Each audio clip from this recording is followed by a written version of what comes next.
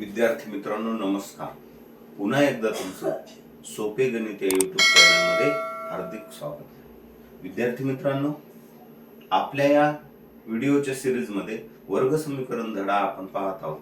त्यामधील अतिशय महत्त्वाची पद्धत म्हणजे अवयव पद्धत. मग एखादं वर्ग समीकरण सोडवण्यासाठी त्याचे मूळ शोधणं गरजेचं आहे. त्यामध्ये आपल्याला हमखास परीक्षेला 2 गुणांना येणारी पद्धत म्हणजे अवयव पद्धत. तर चला तर मग अवयव पद्धतीने आपण वर्ग समीकरण सोडवू. मग अवयव पद्धतीने वर्ग समीकरण सोडवण्यासाठी प्रथम दिलेले समीकरण हे सामान्य रूपात मांडावे लागते. सामान्य रूप म्हणजे असं रूप की जे x वर्ग अधिक bx अधिक c बरोबर 0 या रूपात असते. म्हणजे त्या समीकरणाचे जे तीनही पद ते बरोबरच्या डाव्या बाजूला घ्यावेत आणि उजव्या बाजूला फक्त 0 ठेवावा. या स्वरूपात जर समीकरण असेल तर मांडण्याची गरज नाही, जर नसेल तर या स्वरूपात आपल्याला ते मांडून घ्यावं लागतं. मग दिलेलं समीकरण हे या स्वरूपात आहे, मग ते आपल्याला काय करायचे, सोडवायचं आहे. मग ते समीकरण सोडवत असताना पहिली पायरी काय आहे, आपल्याला सांगितलेले पहिलं पद आणि तिसऱ्या पदाचा गुणाकार करावा. पहिलं पद आणि तिसऱ्या पदाचा असा गुणाकार करायचा की ज्या गुणाकाराची बेरीज मधलं पद आली पाहिजे. म्हणजे आपल्याला अगोदर बघायचंय, मग या ठिकाणी 9 म्हणजे 1 आहे. मग या ठिकाणी आपला गुणाकार काय होत आहे, 1 न जर 54 ला गुणलं तर 54, हे चिन्ह धन आहे म्हणून किती आला गुणाकार, धन 54. मग धन 54 चे आपल्याला अशा अवयव पाडायचे की ज्यांची बेरीज मधलं पद म्हणजे ऋण 15 आली पाहिजे. मग 54 चे अवयव कोणते, मग आता 1 न 54 ला गुणलं 54, 54 1 54. त्यानंतर 2 गुणिले 27, 27 दोन्ही 54. त्यानंतर 6 9 54. अशा अनेक प्रकारचे आपले अवयव पडू शकतात 54 चे. मग आता 54 चे अवयव पडू शकतात तर यांची बेरीज किती येईल बाबा, यांची बेरीज आपली किती येईल, 17 दोन्ही 1.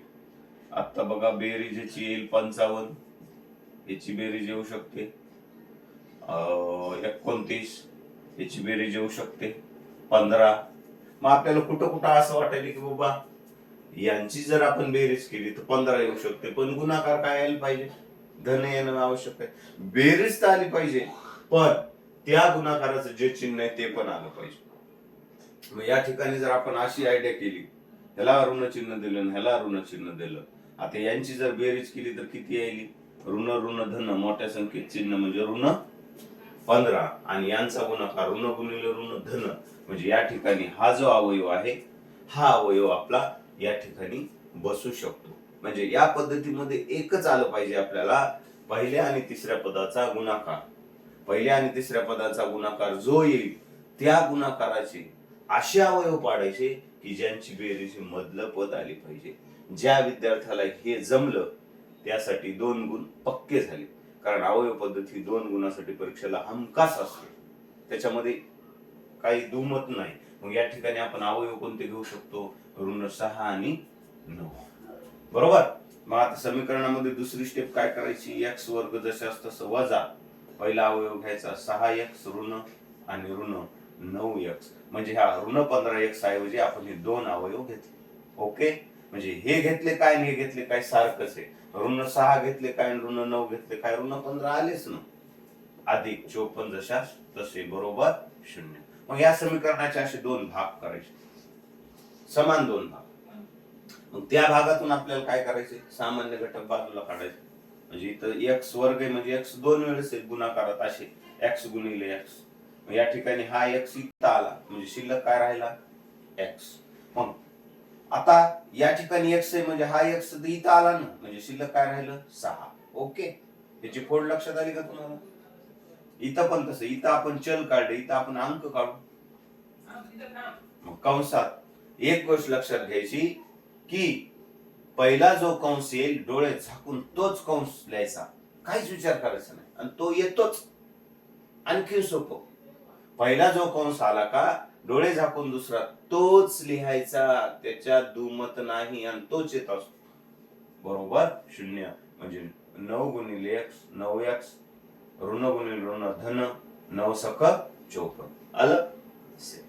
मग आता काय करायचं, एक बाहेरचा घटक घ्यायचा, म्हणजे कंसाच्या बाहेर कोण कोण आहे, एक्स आहे आणि इथं किती ऋण 9 बरोबर 0, किंवा इथं दोन कंसापैकी एकच कंस बरोबर 0.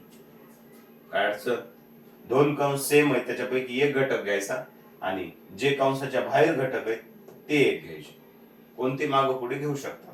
मग आता इथं एक्स ची किंमत काढायची म्हणजे एक्स ला बरोबरी ठेवायचं, ऋण 9 आहे तर धन 9, किंवा इथं एक्स बरोबर ऋण 6 आहेत तर धन 6, म्हणजे अवयव पद्धतीने या समीकरणाचे अवयव किती झाले, एक्स बरोबर 9 किंवा एक्स बरोबर 6.